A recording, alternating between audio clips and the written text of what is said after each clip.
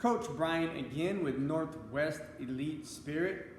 If you haven't hit that subscribe button yet, do that now. Today we're going into part 2 of Assuming Responsibility from Journey to Ixtlan by Carlos Castaneda. And in this section, Don Juan is telling Carlos a story about a young, destitute Indian man who has gone to the city to be with the white man, and while he's there, he has found nothing but pain and misfortune. And so he's decided to go out into the world and try to find some food and money. And while he is, before he goes out into the world to do that, he finds himself like having worked very hard and gotten nothing.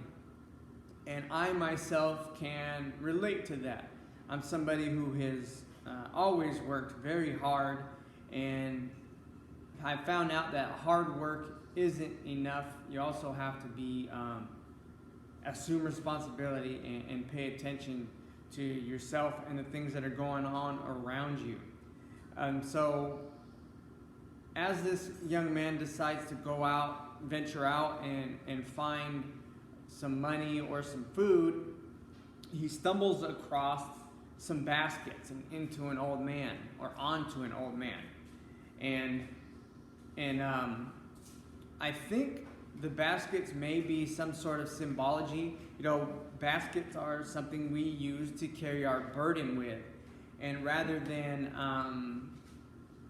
taking notice, and rather than him actually using baskets to carry anything, he trips over them. So he's tripping over a resource and onto another resource, which is this old man.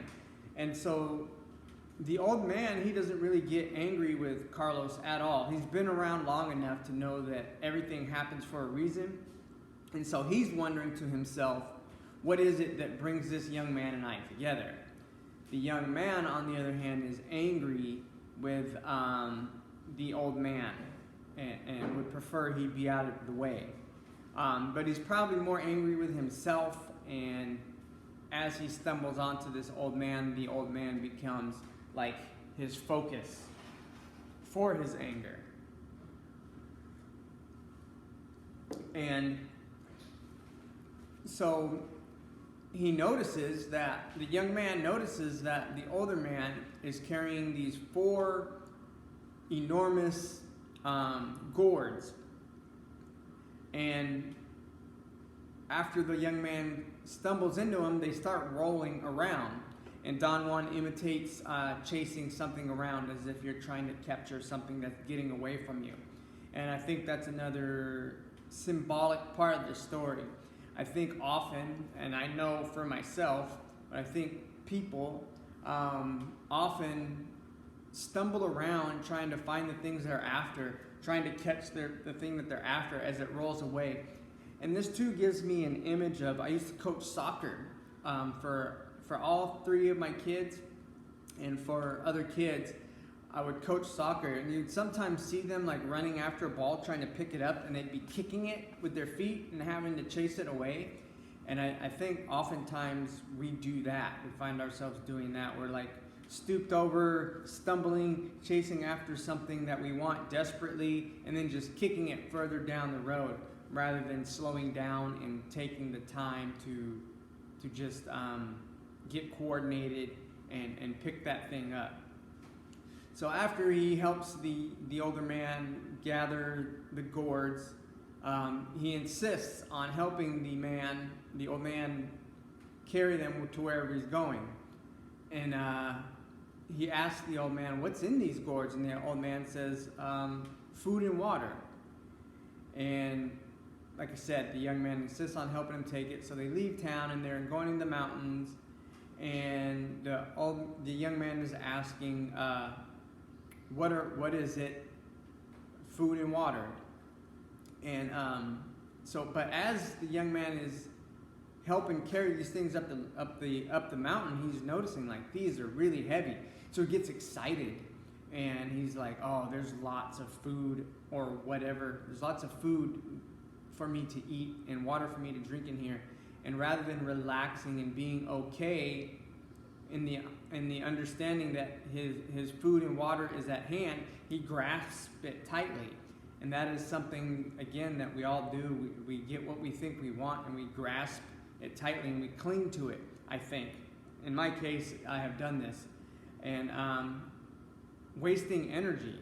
And also maybe becoming kind of suspicious of what's going on around you. You know, you could start to you don't want it to be taken away, and you don't want to lose it. And so the old man explains to the young man that he's taken the food and the water, and he's taken the young man to a friend of his that can grant him wisdom and knowledge about the world around him. And that's where this young man's suspicions start to kind of come in. He's like, if he's trading what we have here for knowledge of the world and wisdom from some mystical being, there must be more to what's in these gourds than what the old man is letting on.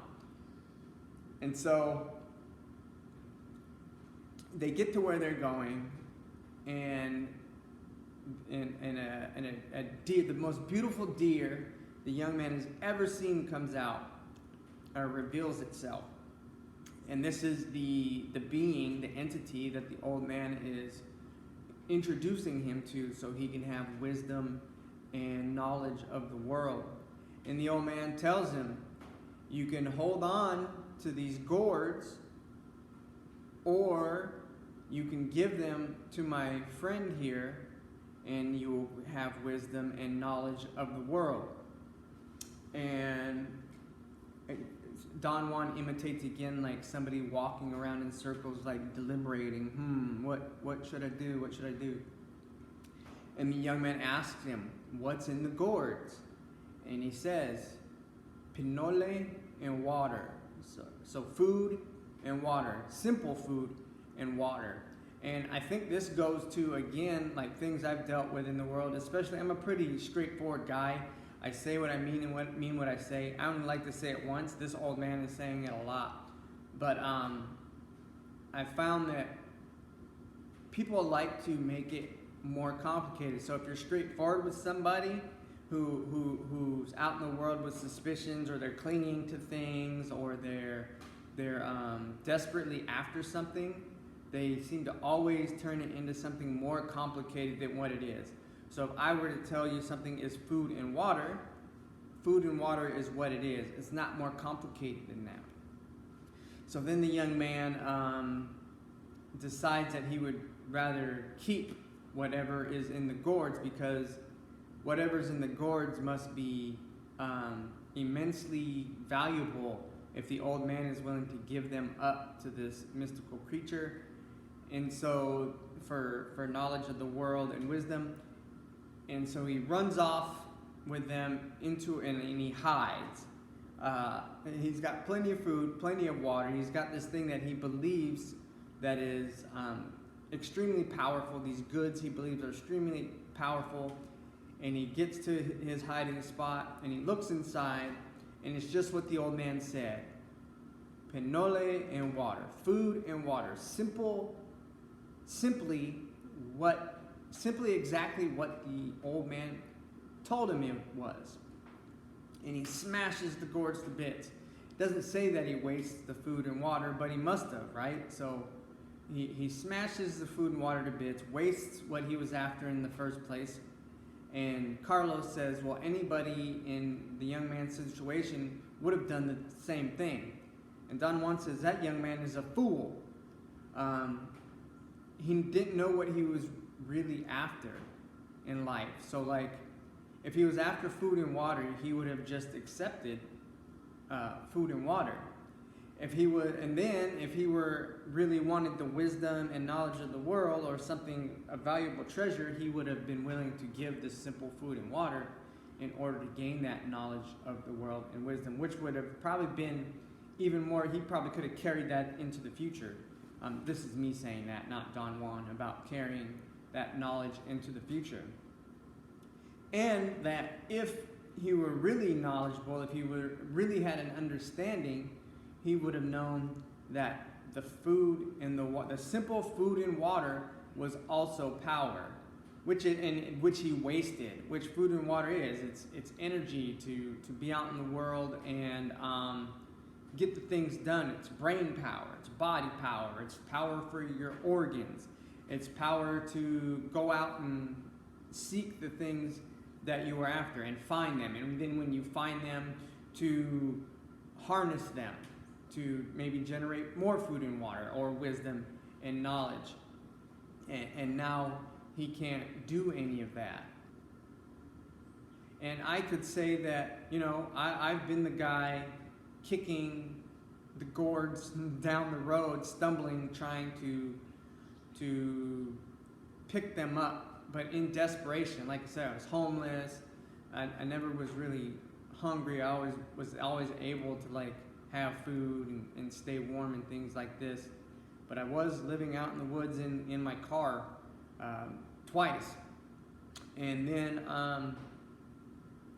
not knowing what you have, I've been that guy too. I've been the guy who has had a powerful resource in my hands, and out of anger or out of stupidity, I've destroyed it, and therefore destroyed my chances to gain wisdom or knowledge, or just to say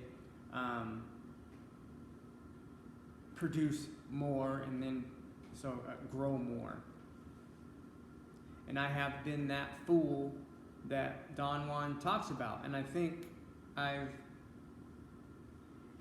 many of us have. And so that is my take on assuming responsibility, part 2. I think I'm going to go out into the world and really start thinking about these things. I think sometimes still I end up kicking my gourds down the road, or not understanding what I have in my hand right now. And I also think sometimes I cling to things that I can relax and understand that everything is fine and I have what I need right here and now. This is Coach Brian with Northwest Elite Spirit. This has been Assuming Responsibility, Part 2 from my last video, a story about a young man. If you haven't hit the subscribe button yet, do that now. Like, comment, share, and of course, practice. For access to my library suggestions, my blog, my Northwest Elite Spirit shop, and for Northwest Elite Spirit online coaching programs, go to northwestelitespirit.com. You can find Northwest Elite Spirit on Facebook groups, TikTok, and Instagram. Thank you.